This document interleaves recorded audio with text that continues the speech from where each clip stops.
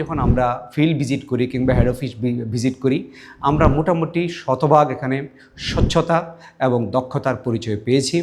যাদেরকে জাকাত দেওয়া হয় তারা শতভাগ দরিদ্র কিংবা অতি দরিদ্র ব্যক্তি।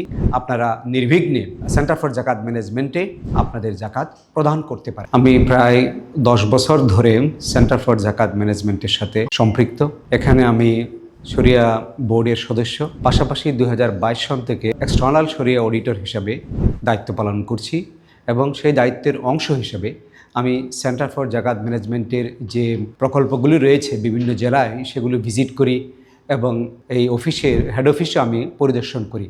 আমাদের পরিদর্শনের প্রধান দুটি লক্ষ্য থাকে। একটি হচ্ছে জাকাত যাদেরকে দেওয়া হয় তারা সত্যিকার অর্থে জাকাতের হকদার কিনা এবং তাদের মাঝে জাকাতের টাকা যথাযথভাবে শরিয়া মোতাবেক বন্টন করা হয় কিনা এবং জাকাতের যে উদ্দেশ্য দারিদ্র্য বিমোচন, সেই ক্ষেত্রে এই টাকা ব্যয় হয় কিনা।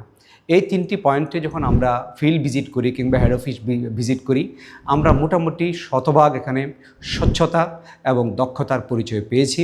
যাদেরকে জাকাত দেওয়া হয় তারা শতভাগ দরিদ্র কিংবা অতি দরিদ্র ব্যক্তি, অর্থাৎ যথাযথ মুস্তাহিক বা প্রাপকের কাছেই জাকাত দেওয়া হয় এবং যথাযথভাবে জাকাতের সম্পদ তাদের জন্য যে রকমের বরাদ্দ থাকে সেভাবে বন্টন করা হয়।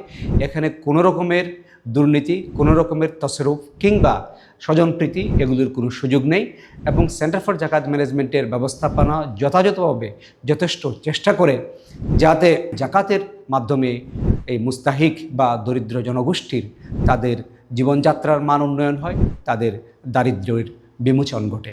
সেন্টার ফর জাকাত ম্যানেজমেন্ট বা সিজেডএমের প্রকল্প অফিস এবং হেড অফিসগুলো নিরীক্ষার মাধ্যমে, ভিজিটের মাধ্যমে আমার কাছে প্রতীয়মান হয়েছে তারা যথাযথভাবে জাকাত সংগ্রহ এবং বিতরণের চেষ্টা করে এবং জাকাতের মাধ্যমে দারিদ্র্য বিমোচনেও তারা সচেষ্ট।